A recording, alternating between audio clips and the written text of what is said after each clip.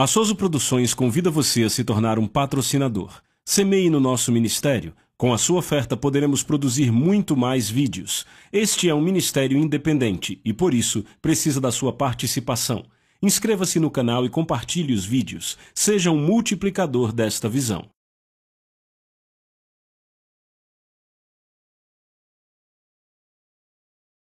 Os versículos usados nos vídeos que traduzimos nem sempre correspondem a versões em português. Muitas vezes precisamos traduzir do original em inglês para fazerem sentido no contexto do vídeo. 2 Coríntios capítulo 6, e eu quero que você abra também em Hebreus capítulo 12. Coloque o marcador aí em Hebreus. Sabe o que eu amo quando recebo uma verdade transformadora? Ela abre outras passagens e eu vou te mostrar do que estou falando. Na lição passada aprendemos em 2 Coríntios, capítulo 7, verso 1, Paulo diz: tendo, pois, tais promessas. Quais são essas promessas? Vamos repassar. Eu habitarei neles, andarei no meio deles, eu serei o seu Deus e eles serão o meu povo. E sabemos que ele está falando da sua glória, não apenas a presença manifesta do Espírito Santo, mas a sua glória manifestada. Repitam, glória. Então Paulo vem no capítulo 7, versículo 1, dizendo: tendo, pois, ó amados, tais promessas. Então ele está falando com crentes, certo? Ele continua dizendo: purifiquemo-nos. Repitam, purifiquemo-nos de toda a impureza, não de alguma impureza, não 99% da impureza, toda a impureza, tanto da carne quanto do espírito, aperfeiçoando a nossa santidade no amor do Senhor. Vamos, já estamos bem avançados aqui. No quê? Entenda, a santidade é aperfeiçoada no temor, não no amor. Por isso a Bíblia diz para desenvolvermos a salvação em temor e tremor. Não diz desenvolva a salvação em bondade e carinho no Novo Testamento. Desenvolver a salvação é o quê? O que Deus fez por dentro é externado, isso é a santificação. Santificação é produzida pelo temor do Senhor. Você pode dizer amém? Por isso Pedro diz: portai-vos com temor durante o tempo da vossa peregrinação. Ele não diz peregrinar em amor. Portai-vos com temor. E você diz: irmão John, e o amor de Deus tem lugar nisso? Ora, é claro que sim. Deus é amor. Ele não tem amor, ele é amor. Você diz amém para isso? E a Bíblia diz que esse amor é derramado em nosso coração, e a Bíblia diz que aquele que não ama o seu irmão não é um verdadeiro crente. É a evidência de que nascemos de novo, é amarmos uns aos outros, certo? Jesus disse: novo mandamento vos dou, que ameis uns aos outros como eu vos amei. Então devemos amar a Deus e temer a Deus. Já dissemos que isso é que nos mantém no caminho da vida, certo? O amor de Deus nos afasta do legalismo. O temor de Deus nos afasta da lascívia dos nossos desejos. Você pode dizer amém? Mas note, ele diz: purifiquemo-nos de toda a impureza, tanto da carne como do espírito, aperfeiçoando a nossa santidade no temor do Senhor. Como nos purificamos? 2 Coríntios capítulo 6, verso 1. Nós, como cooperadores dele, também vos exortamos que não recebais a graça de Deus em vão. E aprendemos na lição passada que a graça de Deus não é uma grande cobertura. Ela nos capacita a fazermos o que a verdade demanda de nós. Você não ama isso? Oh, eu amo isso. Isso me faz querer gritar. Isso me empodera. Aleluia. Então, se você realmente entende o que é a graça de Deus, entende essa passagem. A maioria das pessoas não entende a passagem porque acha que a graça é uma cobertura e pensam: como é possível receber a graça de Deus em vão? Quando você entende que ela te capacita a fazer o que a verdade pede, você passa a entender que a graça de Deus te dá poder para o quê? Purificar a você mesmo. Amém? Você entende? Eu vou te dar um exemplo. Eu lembro quando eu era um jovem. Antes de ser salvo, eu era um jovem bem profano, bem pecador. E o meu pai me levou para o cinema para ver o filme, e era o relançamento dos 10 Mandamentos com Charlton Heston. E quando eu assisti aquele filme, eu digo a vocês, sabe, eu vi o filme, e quando a terra se abriu e engoliu os 2 caras mandando para o inferno, meu Deus, você nem acredita como eu comecei a me arrepender. Eu saí daquele cinema e minha vida mudou completamente por uma semana. E depois eu voltei para todo o meu pecado. Por quê? Porque eu me arrependi, mas não havia graça. A graça é o que te dá poder para deixar aquilo. Você entende o que eu digo? Não havia graça, logo a minha vida... Eu posso ter me arrependido assistindo a um filme, mas não havia poder para ser mudado. A graça de Deus te dá poder para purificar a si mesmo. Agora, o que eu amo nisso é que toda vez que nós temos um esclarecimento de algo que antes você entendia errado, Então outras passagens se abrem. Você está acompanhando? Vá comigo para Hebreus 12, eu vou te mostrar uma passagem que nunca fez sentido antes. Se você entendia a graça como uma grande cobertura, agora vai fazer sentido. Hebreus capítulo 12, você vai gritar quando vir isso, porque vai dizer, agora eu entendo esse versículo. Se você não entendia antes o que era a graça, não entendia esse versículo. Certo? Hebreus capítulo 12. Se você achou, diga amém. Paulo diz no versículo 14, ele diz, persigam a paz com todos, repitam com todos, e a santificação, repitam santificação, sem a qual ninguém verá o Senhor. Ei, olhe para cá. Paulo disse sem santificação ou santidade, que é o mesmo, certo? Certo? Ninguém verá o Senhor. Agora eu quero que notem o que ele não diz. Ele não diz que sem justificação ninguém verá o Senhor. Ele diz sem santidade. Justificação vem da parte de Deus. Não podemos fazer nada exceto receber, entendem? A santificação nós nos purificamos, certo? E Paulo não diz sem justificação ninguém verá o Senhor. Ele diz sem santificação e essa parte é nossa. Agora, olhe para a sua Bíblia aí. Paramos sempre aí, perseguir a paz com todos e a santificação sem a qual ninguém verá o Senhor. Agora eu te digo que essa não é apenas uma afirmação para te chocar. Quantos sabem que Deus não coloca coisas na Bíblia para a gente só, uau, sem santificação ninguém verá o Senhor, vamos fazer um quadro bem bonito, vai ficar ótimo. Vou colocar até uma paisagem com um monte. Não. Ele quer dizer o que diz e diz o que quer dizer. Sem santidade ninguém verá o Senhor. Ok? E ele não terminou ainda. Então vamos ler. Persigam a paz com todos e a santificação sem a qual ninguém verá o Senhor, atentando com cuidado para que ninguém se exclua da graça de Deus. Mas espera aí, como é que eu me excluo da graça? Mas quando você entende graça como a presença capacitadora de Deus que te dá a habilidade de se purificar, para você andar em santidade e ver o Senhor, aí você entende como pode se excluir porque a recebeu em vão, como aquele cara que não usou as chaves do carro que deram a ele para fugir daquela montanha. Você está aqui? Você entendeu? Você está vendo? Então ele diz, não recebam a graça de Deus em vão. Agora, eu quero que você vá, por favor, para 2 Timóteo capítulo 3. Meu Deus, isso vai ser muito bom. Eu estou mal me contendo. 2 Timóteo, capítulo 3, verso 1. Saiba disto, que nos últimos dias... Agora vamos parar um pouco aí. Olhe para mim, quantos aqui acreditam que estamos vivendo nos últimos dias? Ok, você tem que ser cego espiritualmente para não ver que estamos nos últimos dias. Jesus disse aos fariseus, vocês conhecem as estações no natural, sabem se vai haver uma tempestade e não conseguem discernir o final dos tempos, certo? Quantos sabem que se você anda com Deus vai discernir a estação? Saberemos a estação da sua vinda? Estamos nos últimos dias, certo? Então repitam isto. Ele está falando de nós. Agora veja o que ele diz. Saiba disto, que nos últimos dias, tempos difíceis virão. Agora olhem para mim. Paulo diz nos últimos dias, tempos difíceis. Eu vou ler na Nova Versão Internacional. Ele diz nos últimos dias, tempos terríveis virão. Repitam, terríveis. Na Nova Tradução Viva, ele diz que tempos muito difíceis virão. Na Amplificada, ele diz tempos difíceis de grande problema e estresse, difíceis de lidar e de suportar. Você está acompanhando? Então, Paulo olha para os nossos dias e diz que os nossos dias serão muito difíceis. Isso chama a minha atenção. Porque quantos sabem que o tempo de Paulo não foi muito fácil? Alô? Porque sabe, eu não quero que você abra, mas em 2 Coríntios 11 ele começa a falar de coisas pelas quais ele passou. Ele diz 5 vezes, eu fui açoitado, e com 39 açoites, em 5 ocasiões diferentes. E você sabe como se açoitava antigamente? Tinha um tronco e basicamente amarravam os braços da pessoa ali, naquele poste, e eles ficavam assim meio de ponta de pés. E então quando o chicote acertava a pele, e entenda, aquele chicote tinha pedaços de metal, pedaços de aço, aquilo quando saía rasgava a pele. Entendem do que eu estou falando? 5 vezes, 39 açoites cada. Você está calculando aí? Ele disse então, ele disse 3 vezes apanhei com varas. Sabe por que batiam com varas? Para machucar nos ossos. Eu nunca vou esquecer quando eu construí um quarto em nossa casa.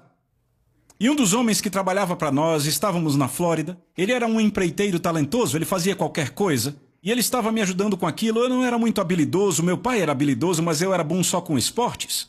Então ele disse, certo, eu vou te ajudar. E ele estava me ensinando coisas sobre isolamento. E eu tinha uma máquina de grampear, sabe? Pff, e o grampo vai para a madeira. Bem, eu usei ao contrário.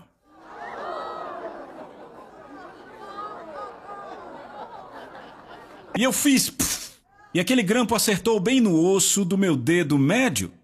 E eu...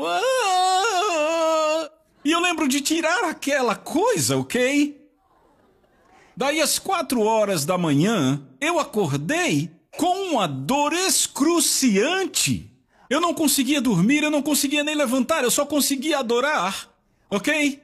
E veja, por 6 semanas, eu não conseguia dobrar o meu dedo sem sentir uma dor insuportável. Daí eu fui no médico e disse, qual é o problema? Eu vou viver com isso o resto da minha vida? E o médico disse, não, você machucou o seu osso? E quando se machuca um osso, a dor é insuportável, dura alguns meses, mas aí depois acaba passando. Então era isso que se fazia antigamente, batendo com varas. Eles queriam machucar os ossos, imagina viver com aquilo por todo o corpo. Isso foram 3 vezes. Ele disse, eu fui apedrejado em uma ocasião. E aí agora ele olha para minha época e diz que os tempos serão difíceis. Alô? E então eu quis entender isso. O que é que vai tornar os meus tempos tão difíceis? Preste atenção, eu vou ler para você aqui, na amplificada e na nova tradução viva, ouça isto. Mas entenda isto, nos últimos dias, viram tempos difíceis de grande estresse e problema, difíceis de lidar e suportar. Eis o porquê, prontos? Pois as pessoas serão autocentradas, amantes do dinheiro, incitados por um desejo desordenado de riquezas, orgulhosos, arrogantes, presunçosos, serão abusivos, desobedientes aos pais, ingratos, ímpios, profanos. Eles serão sem amor e sem perdão, implacáveis, sem admitir trégua ao pai, serão falsos acusadores, imoderados e frouxos na moral e na conduta, descontrolados, serão traidores, imprudentes e cheios de presunção, mais amantes dos prazeres e das diversões vãs do que amantes de Deus. Então se ama o prazer mais do que a Deus? Pois embora, ouçam, tenham uma forma de piedade, verdadeira religião, verdadeiro cristianismo, eles rejeitam o poder que os poderia tornar piedosos. Que poder é esse? Você entendeu? Eu li isso errado por tanto tempo, rejeitarão o poder para expulsar demônios? Não, as pessoas expulsarão demônios e Jesus dirá, apartai-vos. Agora que você entende o que é a graça, você entende essa passagem? Pois embora tenham uma forma de piedade, verdadeira religião, nesse caso cristianismo, rejeitam o poder que os pode tornar piedosos, a sua conduta desmente a genuinidade da sua confissão. Então por que nossos tempos são difíceis? Paulo falou por que serão difíceis. Pelo estilo de vida dos que se dizem nascidos de novo, eu fui salvo pela graça de Deus, Jesus Cristo é o meu Senhor, mas ainda assim não terão amor, não terão perdão, vão amar o prazer mais do que amarão a Deus, terão amor e afeto desordenados pelo dinheiro, e vão negar o poder, que poder? Aquele que pode transformá-los de sem perdão para perdoadores. O poder que os leva do amor ao dinheiro para o amor às pessoas, que os leva do amor ao prazer para o amor a Deus. O poder que os muda de ingratos para gratos, de ímpios para santos. Agora eu vou te dizer algo assustador, você está pronto? Veja o verso 7. Ele diz, sempre aprendendo e nunca sendo capazes de chegar ao conhecimento da verdade. Olhe para mim, nós temos mais evangelho pregado nesse país hoje do que jamais houve. São bilhões de dólares gastos em livros, em vídeos, em ensinos. Algum problema com isso? Não. Temos conferências, bilhões de dólares gastos em construção de templos. E o que é que nós temos? Uma igreja que está na condição que vimos, aprendendo sempre, mas nunca conseguindo chegar ao conhecimento da verdade. Qual a evidência de que chegamos ao conhecimento da verdade? Mudança de vida. E daí, de repente, estamos sendo honestos nos negócios. Não estamos falando só para fecharmos um negócio. Agora estamos falando para fazer o que é certo para a pessoa. Nós não vamos mais torcer os fatos apenas para fechar o negócio. Você está comigo? Não vamos mais sentar e dizer, sabe, eu serei fiel a você pelo resto da minha vida e aparece alguém mais bonito, com formas melhores e nós trocamos o que temos por um modelo mais novo. Não vamos mais fazer isso? Alô? Mas hoje a taxa de divórcios entre cristãos é quase igual à do resto do mundo. Temos um problema. Eu disse, temos um problema. Você está comigo, eu não vou nem repassar a lista, é bem evidente. Você está acompanhando? Então Paulo diz que isso é o que torna os tempos de hoje difíceis. Sabe, olhem para mim, pessoal. Ser morno, tirar tudo por menos, um estilo de vida mundano é uma doença muito contagiosa.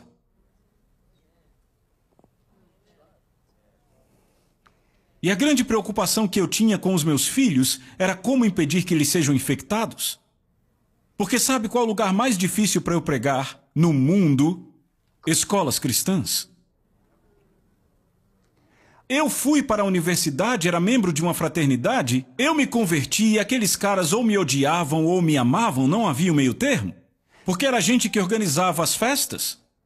E a gente estava pregando para todo mundo. Havia duas irmãs gêmeas que vieram de Chicago e elas ficaram, sabe, elas não eram muito santas. Foram para a cama com metade dos caras da casa, mas aí se converteram e começaram a pregar para eles. O líder da casa disse, Bivia, você está bloqueado, não pode mais fazer nada, por que você não é como o resto dos crentes da casa? Foi exatamente o que ele me disse. Você está acompanhando? Ei, você está aqui. Na minha fraternidade era muito claro. Preto era preto, branco era branco. Mas hoje eu vou ver essas crianças em escolas cristãs e tudo é tirado por menos e o que eu vejo é que é uma doença contagiosa. Aquilo se espalha, é como um câncer que se espalha. Então é isso que torna os nossos tempos tão difíceis. É o que é tanto desse câncer que está, esse câncer espiritual que está por aí infectando pessoas. Boa pregação, amém. Vá comigo para Apocalipse capítulo 3. Você ainda está aqui? Sabe, eu lembro que um dia eu almocei com um pastor e esse pastor olhou para mim e ele tinha voltado da nação do Sudão. E no Sudão, cerca de 10 anos atrás, havia uma tremenda perseguição contra os cristãos. E eu lembro, estávamos sentados, ele disse, sabe, John, no lugar onde eu preguei, toda vez que eu estava a caminho do auditório onde eu estava pregando, ele disse, eu passava pelas forcas onde enforcavam cristãos. Ele disse, que tal ir para a igreja passando pela forca onde se enforcam cristãos? Ele disse, não só isso, eu conheci um homem que foi crucificado nos tanques. E ele disse, penduraram as mãos daquele homem com arames nos tanques, arrastaram ele alguns dias e depois o soltaram achando que ele estava morto. Mas ele se recuperou e teve as mãos e os pés amputados. E ele disse, eu passei um tempo com esse homem, fiz uma refeição com ele. Eu olhei para ele e perguntei, e o que você vai fazer agora? Ele disse, assim que eu estiver curado, recuperado, eu vou voltar para o sul e vou pregar para aquele povo de novo. Eu olhei para aquele pastor e eu disse, que graça. E ele fez uma declaração, ele disse, sabe, John, havia liberdade espiritual naquele país. Ele disse, não era liberdade religiosa, era liberdade espiritual. Ele disse, depois que eu voltei, percebi que temos liberdade religiosa, mas muita gente não tem liberdade espiritual. E ele disse, há uma grande diferença, eu quase posso dizer que gosto mais da atmosfera de lá. Eu lembro outra vez conversando com uma ministra numa conferência. Ela era missionária e tinha ido ao Vietnã. Ela disse que estava pregando para um pastor no Vietnã. E ele já havia sido preso mais de 100 vezes e passado mais de 10 anos, contando todas as vezes que foi preso, se somássemos. Na prisão, ela disse, John, ele continuava pregando na prisão até que finalmente o jogaram num confinamento. Ela disse que estavam organizando reuniões e na penúltima que fizeram, a polícia secreta estava vindo. Ela disse, eles deram um código de onde se encontrariam na manhã seguinte e nos dispersamos. E ela disse, na manhã seguinte tínhamos que entrar no mato para chegar no lugar e eram 4:30 da manhã quando nos encontramos. E ela disse, então, pediram a mim para orar por eles? E ela pensou, rapaz, eu preciso que eles orem por mim. Ela disse, pouco antes de eu ir embora, estava tomando café da manhã com o pastor e ele começou a chorar. E o pastor olhou para mim e ele disse, eu tenho medo da nossa liberdade? Ela disse, peraí, pastor, não, peraí. Você foi preso mais de 100 vezes, passou mais de 10 anos na prisão, incluindo confinamento na solitária. Como assim você tem medo da sua liberdade? Ele disse, eu estou com medo que se tivermos liberdade aqui, os nossos crentes aqui no Vietnã se tornem como os crentes do Ocidente. Passem a perseguir coisas materiais e prazer e se esqueçam das coisas do evangelho que foram dadas? Eu sentei, olhei para ela e balancei a cabeça e disse, meu Deus, no tempo de Paulo ele sofreu perseguição. Os apóstolos viveram numa época de perseguição. E eu acho que o diabo ficou mais esperto por esses dias. Ele disse, já sei como afastar a igreja de Jesus.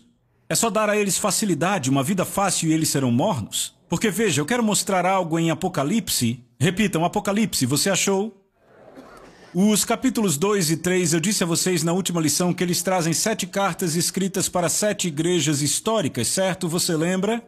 Certo? Então, todas estas cartas se aplicam a nós hoje, certo? Mas há muitos estudiosos da Bíblia que acreditam que há outra aplicação. Ok, não contradizem a aplicação principal, mas veem de outra forma. Muitos acreditam que essas 7 igrejas representam como que a ordem cronológica da igreja, do momento em que Jesus subiu até o momento em que ele vai voltar. A primeira igreja, Éfeso, o que Jesus disse a ela, você perdeu o seu primeiro amor. Quando Constantino legalizou o cristianismo em Roma em 304 d.C., antes disso, sabe, os cristãos eram perseguidos, viviam nas catacumbas, eram jogados nas arenas para as feras, certo? Mas depois que Constantino legalizou o cristianismo, antes de ele legalizar, apenas 10% de Roma era cristã. Depois da legalização, 100 anos depois, 404 DC, 90% de Roma agora é cristã, mas ainda tem o mesmo problema com o álcool, mesma taxa de divórcios e todos os problemas que havia antes em Roma, antes de serem salvos. Estão acompanhando? Então Jesus diz a essa primeira igreja, você abandonou o primeiro amor. Estão acompanhando? Então, se você vai para a 7ª igreja, esta representaria a igreja que está logo antes da volta de Jesus, certo? Agora eu quero que você abra comigo no capítulo 4 de Apocalipse. Depois dessas coisas, olhei e diante de mim estava uma porta aberta no céu. E a voz que eu tinha ouvido no princípio estava falando comigo como trombeta. Repitam, trombeta. Falando comigo, dizendo, vem aqui em cima. Olhem para mim. Como o Senhor voltará para a sua igreja, ele voltará numa nuvem, certo, com voz de arcanjo e com a trombeta de Deus. E o que a voz dirá, subam aqui, amados, certo? Falando com a igreja, certo? Estão comigo? Ei, estão aqui? Então eu olho para essa 7ª igreja e eu posso dizer, sabe, talvez haja um pouco mais de aplicação para o nosso tempo. Veja o que ele diz para a 7ª igreja. Aqui, capítulo 3, verso 14, ele diz, e ao anjo, lembrem-se, significa mensageiro, da igreja em Laodiceia escreva. Todos ouçam com atenção, sublinhem a palavra igreja. Sublinhem. Notem que ele não diz a cidade de Laodiceia. Eu posso ouvir seu amém? Ele diz a igreja de Laodiceia. Veja o que ele diz. Estas são as palavras do amém, a testemunha fiel e verdadeira, o soberano da criação de Deus. Repitam, a testemunha fiel e verdadeira. O que significa fiel? Fiel é quem é verdadeiro o tempo todo. E o que é ser verdadeiro? Contar a verdade, quer você goste ou não. Alô? Sabe o que fazemos hoje em dia? Dizemos aos pregadores, nos digam o que queremos ouvir. Quantos sabem que se você for a 90% das lojas de carros usados na América, o que vai acontecer? O cara chega para você e diz, uau, olhe para você. Não olhe para você. Você é a imagem do sonho americano. Você é a espinha dorsal da América. Que terno, que corte de cabelo, que sorriso. Mãos de um trabalhador. Você é o cara que mantém esse país rodando. E esse aqui o que pensa? Esse cara é mais legal comigo que a minha esposa. Por quê? Ei, por quê? Sua esposa te ama, esse cara só quer te bajular. Pra quê? Pra deixar você cego e levar o seu dinheiro? Sabe o que Êxodo 23:8 diz? O suborno, e ele fala de perspicácia aqui, cego discernimento. No momento em que você é bajulado, seu discernimento sai pela janela. Ele está aqui te bajulando para seu discernimento ir embora e ele pegar seu dinheiro. Jesus não é assim, ele não é um bajulador, obrigado, Doug. Não é um pregador bajulador. Eu disse, Jesus não é um pregador bajulador. É uma testemunha fiel e verdadeira. Eu falo a verdade o tempo todo e falo a verdade quer você goste ou não. Veja o que ele diz aqui, observe. Ele diz, conheço as suas obras, repitam, obras. Note, ele não diz intenções. Viram isso? Ei, viram isso? Conheço as suas obras que você não é nem frio, nem quente. Agora olhe para mim. Repitam, frio. Olhe para mim e diga, frio. E o que é frio? Frio é a pessoa que vive nos bares, que não quer saber de ir à igreja. O seu Deus é o time de basquete, de futebol. Você entende o que eu estou dizendo? Não tem nada a ver com a igreja, certo? Ele está no mundo e gosta disso, certo? Ele diz, você não é frio nem quente. Quem é o quente? Eu provavelmente estou olhando para os quentes aqui, não? São as pessoas apaixonadas por Deus, sedentas por sua palavra, que fazem a vontade dele, que dizem, Senhor, sou seu servo a qualquer custo, não é? São os quentes, certo? Ele diz, você não é frio, nem é quente, certo? Ele continua dizendo, vejam. Ele diz, conheço as suas obras. Repitam, obras. Que você não é frio nem quente. Agora vejam, melhor seria que você fosse frio ou quente. Olha aqui para mim. Para Jesus dizer melhor seria ser isto ou aquilo, significa que isto e aquilo são melhores do que o que você tem? Melhor que fosse frio ou quente? Por que ele não diz melhor que fosse quente? Por que ele diz eu preferiria que você fosse frio ou quente? Veja, isso mexeu comigo por anos. Ele está falando com a igreja. Está dizendo para as pessoas nessa igreja, vocês são piores do que as pessoas nos bares. Alô? Eu fiquei travado por anos e aí eu continuei lendo e consegui entender. Veja o verso 16. Assim, porque você é morno, repitam, morno. Não, olhe para mim. O que é morno? Tem calor suficiente para se misturar com o quente. Pode cantar as músicas, sabe os clichês, eu nasci de novo, Jesus me ama, eu tenho uma Bíblia, minha Bíblia tem o meu nome. Sabe, eu uso uma camisa de crente com dizeres cristãos, eu gosto de bandas de crente, sabe, Jesus e tudo mais. Ele se mistura com o quente, mas tem frio suficiente para se misturar com o frio. Pode não xingar, beber ou fumar, mas basicamente faz o que o mundo faz, vive para si mesmo. Então o morno é um camaleão, ele se mistura à atmosfera ao redor. Você está vendo? Você está entendendo? E ele diz, veja isso. Assim porque você é morno, repita morno. Não, repita morno. Não é frio nem quente, eu o vomitarei da minha boca. Você já viu alguém vomitar? Não é assim. É com grande força, certo? Velozmente, você está acompanhando? É essa a linguagem que ele usa. Agora deixa eu te perguntar. Eu posso vomitar uma carne que está na minha mão? Não. Ela tem que estar dentro do meu corpo. Sabe o que Jesus diz? Eu vou vomitar da minha igreja os que não me pertencem.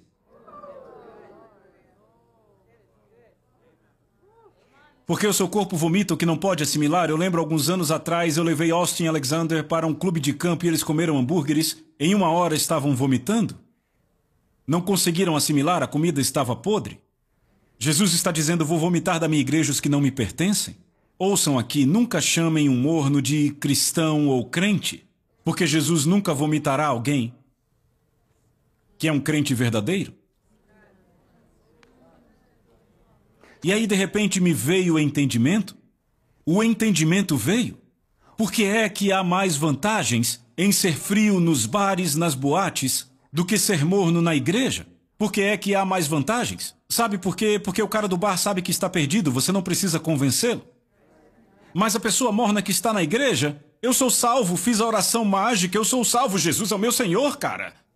Então, se você não acha que precisa ser salvo, não tem razão para ser salvo, é mais difícil de se alcançar.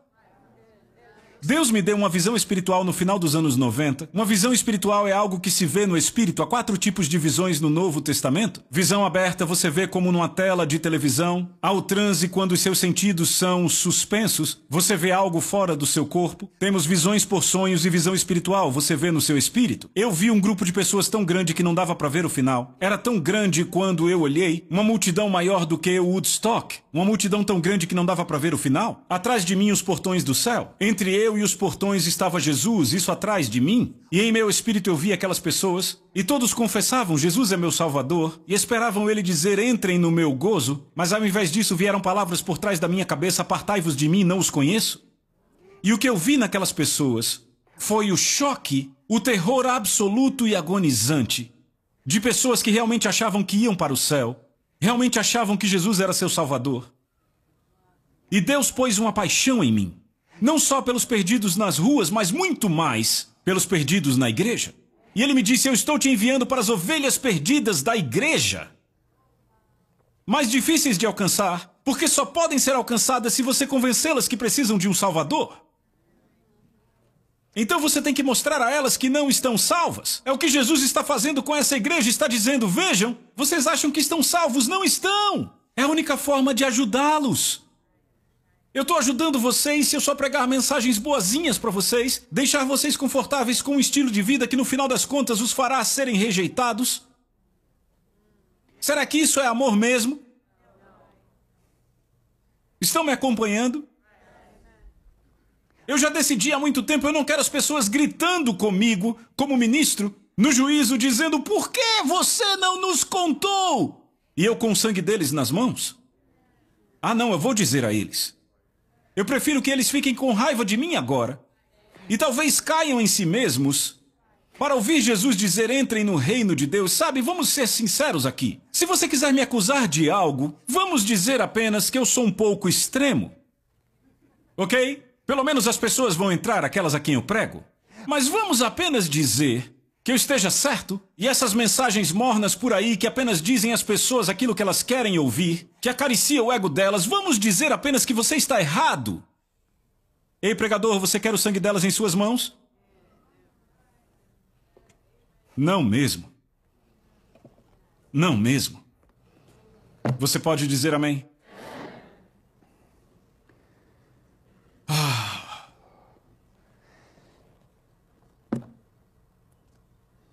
Verso 17, você diz, eu estou rico, adquiri riquezas e não preciso de nada. Não reconhece, porém, que é miserável, digno de compaixão, pobre, cego e nu, não reconhece a condição? Dou-lhe este conselho. Compre de mim ouro refinado no fogo e você se tornará rico. Compre roupas brancas e vista-se para cobrir sua vergonhosa nudez e compre colírio para ungir os olhos e poder enxergar. Veremos isso nas próximas lições, mas note que ele diz, compre de mim. Repitam, compre de mim. Diga de novo. Agora vamos falar dessa palavra. Notaram que Jesus está dizendo algo aqui? Ele está enfatizando comprar algo que, obviamente, não é obtido por reconhecer o seu senhorio. Você vê isso? Eu pergunto de novo, você viu isso? Ele está enfatizando, comprem algo que obviamente não é obtido por reconhecer o seu senhorio. Certo? Provérbios 23, compre a verdade e não abra mão dela. Também sabedoria, instrução e entendimento. Isaías 55, verso 1 diz assim, venham todos os que têm sede, venham às águas. E você que não tem dinheiro, venha, compre e coma. Sim, venha, compre vinho e leite sem dinheiro e sem preço. Então viram isso aqui? Como com Jesus o foco é comprar algo que não se pode comprar, viram? Se você for no Evangelho de Mateus, capítulo 13, versos 45 e 46... Jesus diz, o reino dos céus é como um negociante que procura pérolas preciosas, encontrando uma pérola de grande valor. Foi e vendeu tudo o que tinha e a comprou. Estão entendendo? Em outras palavras, ele deu a sua vida inteira. 2 Coríntios 15, ele morreu por todos para que aqueles que vivem já não vivam mais para si mesmos, mas para aquele que por eles morreu e ressuscitou. Uma das parábolas costumava me chocar. Está em Mateus 25, vamos para lá e eu vou encerrar aí. Mateus 25. Ah, essa parábola me chocava, eu não a entendia. Por anos, eu ouvia pessoas pregando sobre esta parábola e eu dizia, não faz sentido, não faz sentido. E aí um dia eu vou mostrar isso. Veja, Mateus 25. Se você achou, diga amém. Veja o verso 1. O reino dos céus será, pois, semelhante a 10 virgens. Repitam, virgens. Olhe para mim. Note, não são prostitutas, são virgens. Estão acompanhando? 10 virgens que pegaram suas candeias e saíram para encontrar-se com o noivo. Então estão buscando a segunda vinda de Jesus. São virgens e têm candeias. Candeias falam do quê? Do que fala a candeia? O que Jesus diz aos crentes, vocês são a luz do mundo, certo? Certo? Fala de 10 virgens esperando a segunda vinda de Jesus, e todas têm candeias, luz, certo? Certo? Estão acompanhando? Fale comigo. 5 delas eram tolas e 5 prudentes. Veja, metade era tola.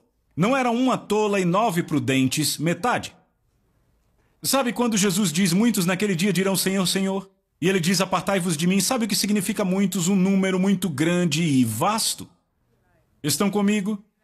Então talvez assim, metade, 50%, entende? Perto de 50%, estão acompanhando? Um grande homem de Deus uma vez me disse que Deus falou com ele, estávamos numa grande conferência, uma conferência com 10.000 pessoas. O pastor olhou para mim e disse, John, Deus falou comigo. Eu tinha sentado depois de pregar, ele olhou para mim quase chorando, John, Deus falou comigo.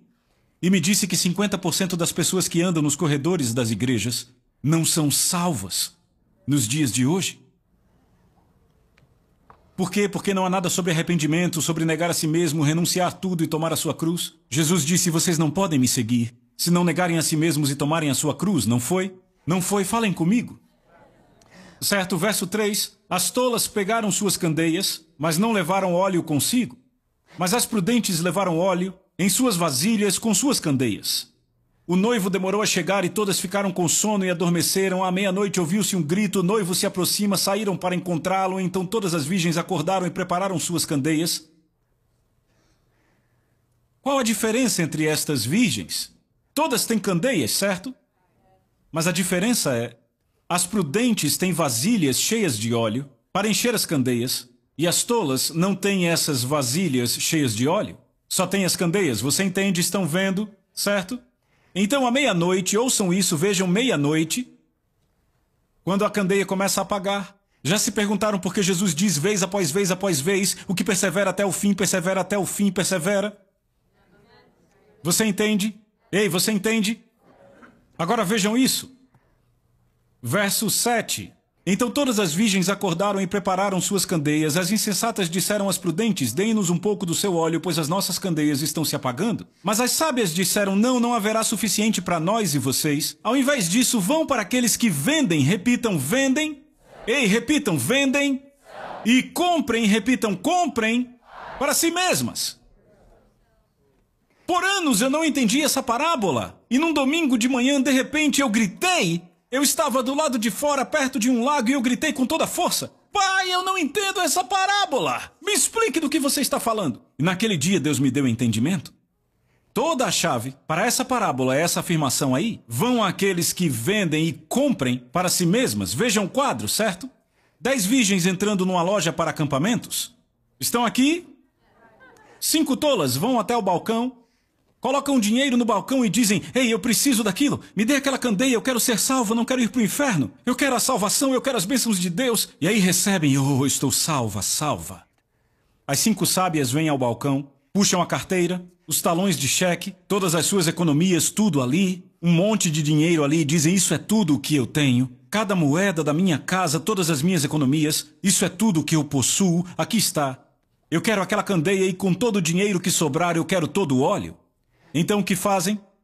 Elas dão sua vida inteira. Lembrem da parábola? Deram suas vidas inteiras. Certo? As tolas deram apenas o que acharam que era necessário para serem salvas e retiveram parte da sua vida. Vocês estão vendo? Ei, vocês estão vendo? Agora veja o que acontece, veja aí. 10. E saindo elas para comprar o óleo, chegou o noivo. E as que estavam prontas entraram com ele para o casamento e a porta foi fechada. Depois as outras virgens chegaram dizendo, Senhor, Senhor, abra para nós. Mas ele respondeu e disse, certamente eu digo que não as conheço. Portanto, vigiem, porque não sabem o dia nem a hora que virá o Filho do Homem. Deixa eu terminar com isso. Jock, Tina, podem vir aqui em cima. Meus queridos amigos, eu vou deixar bem claro, Tina é apenas um exemplo nisso que eu vou mostrar. Está bem claro isso? Ela é apenas um exemplo. Venham aqui os dois. Tina aqui de frente para o Jock, Jock aqui de frente para Tina. Tina de frente para o Jock, Jock para Tina. Certo, estão namorando. Jock fica apaixonado e diz, Tina, quer casar comigo? E aí a Tina, é claro que eu caso com você, Jock. Mas escute, toda manhã, quando você acordar, vai ter uma bandeja chegando na cama.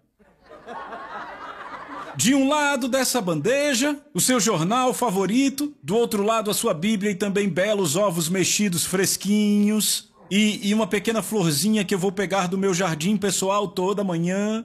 E quando você chegar para o almoço, Jock, deixa eu te dizer, vamos almoçar no terraço com verduras que eu colhi na minha horta, tudo isso de frente para o jardim e E quando você chegar à noite, Jock, deixa eu te dizer, teremos cozinha internacional toda noite, eu terei tomado banho, eu vou estar de camisola, as crianças já de banho tomado, e teremos cozinha internacional. Você está gostando?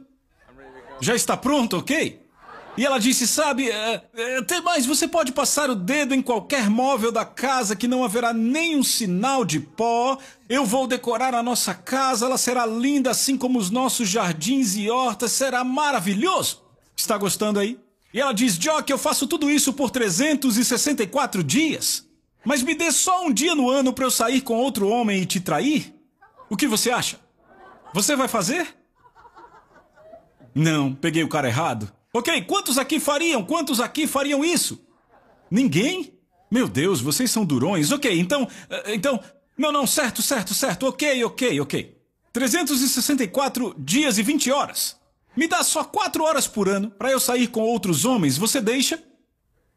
Cara errado. Quantos aqui deixam? Ninguém? Vocês entendem que isso é como aqueles artistas famosos que vemos na televisão, que eles têm os seus casos. Isso é bem comum.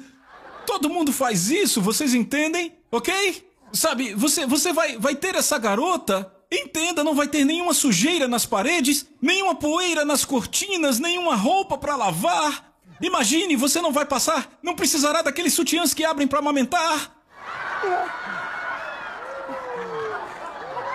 Entenda isso. Você só precisa abrir uma concessãozinha e... Você entende? Como assim não? E ela diz, ok, então apenas só 364 dias, 23 horas e 40 minutos. Eu só vou dar uma escapadinha, 20 minutos. O que me diz? Ok, você é muito esperto. Por que você não faria? Me diga. Por que não se casaria com ela? Você espera tudo, não é? É isso aí, você acertou? Porque ela não deu a você todo o coração dela? Ainda há um lugar e não importa de que tamanho. Não importa mesmo, ela ainda tem um lugar no coração dela para outros homens. Agora, vocês nunca se casariam com alguém assim, correto? Ninguém disse sim, correto? O que te faz pensar que Jesus está voltando para uma noiva desse jeito? O que te faz pensar que Jesus está voltando para uma noiva que diz, eu quero só um pouquinho do mundo? Se você acredita nisso, é mais enganado do que a pessoa que acha que um cara como esse casaria com ela. Amém? Amém. Te vejo na próxima lição. A Soso Produções convida você a se tornar um patrocinador. Semeie no nosso ministério. Com a sua oferta poderemos produzir muito mais vídeos. Este é um ministério independente e, por isso, precisa da sua participação. Inscreva-se no canal e compartilhe os vídeos. Seja um multiplicador desta visão.